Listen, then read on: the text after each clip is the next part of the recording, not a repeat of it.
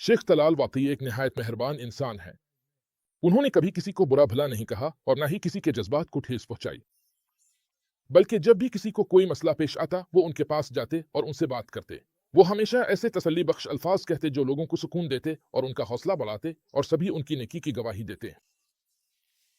वो लोगों की इमामत किया करते थे। तो एक दिन फजर की नमाज के वक्त शेख तलाल आए, अल्लाह अकबर कहा, लोगों की इमामत की और सूरह फातिहा की तिलावत की।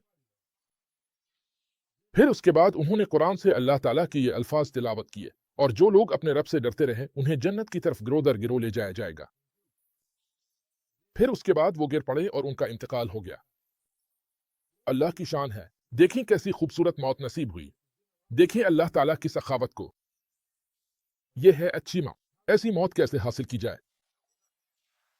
जिंदगी के इख्तिताम पर, और जब इंसान किसी खास हालत में फौत होता है तो वो क़यामत के दिन अल्लाह से इसी हालत में मिलेगा। तो अगर कोई शख्स, अल्लाह हमें महफूज रखे, गुनाह करते हुए मर जाए, जैसे जिना करते हुए या चोरी करते हुए मर जाए, तो वो अपने जुर्म के साथ अल्लाह ताला से मिलेगा। लेकिन अगर कोई शख्स मिसाल के तौर पर नमाज पढ़ते हुए फौत हो जाए तो वो अल्लाह से इसी हालत में मिलेगा कि वो नमाज पढ़ रहा है।